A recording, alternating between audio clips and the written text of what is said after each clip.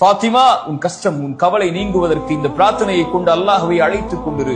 யா ஹய்யு யா கய்யூம், உயிர் உள்ளவனே நிலையானவனே, அஸ்தகீது பிரஹ்மதிக, உன் அருளை கொண்டு உன்னிடத்திலே பாதுகாவல் தேடுகிறேன். அஸ்லிஹ் லி ஷஅனி குல்ல, யா அல்லாஹ் என்னை முழுவதும் சீர்படுத்து.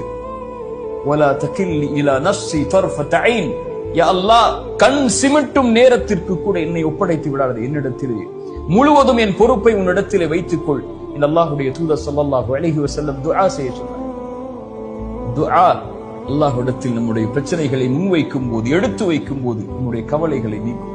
ஸலா, துஆ, இதை மறந்து நம்முடைய வாழ்வில் இருக்கக்கூடிய எந்த கவலைகளையும், எந்த தெரப்பி சென்றாலும், எந்த மருத்துவ நபரிடத்திலே சென்றாலும், மனநல ஆலோசனையிடத்திலே சென்றாலும் நீங்க அல்லாஹ் நம்மை சீர்படுத்துவானாக.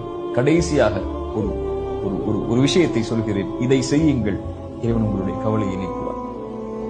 ரசூலுல்லாஹ் ஸல்லல்லாஹு அலைஹி வஸல்லம் செய்தது அபூ உமாமாவிற்கு, தன் மகளுக்கு கவலையில் வந்தவருக்கு மகிழ்ச்சி அடைவதற்கு ரசூலுல்லாஹ் சொல்லிக் கொடுத்த துஆக்கள்.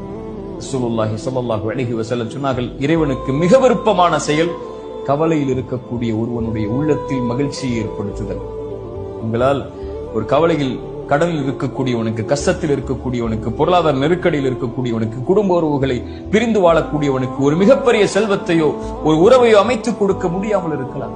சென்று ஆறுதல் சொல்லுங்கள், அல்லாஹ் இருக்கிறான், அல்லாஹ்வை அழை, அல்லாஹ் உனக்கு இந்த பிரச்சனையை நீக்குவான். ரசூலுல்லாஹ் செய்தார்கள்.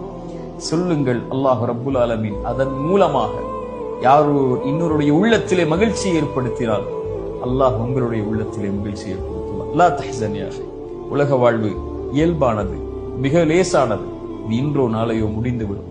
ஆனால் நாம் நம்மை தயார்படுத்திக் கொள்ள வேண்டும் அதற்கு முன்னால் இறைவனை சிந்திப்பதற்கு. லா தஹ்சன், கவலை கொள்ளாதீர்கள்.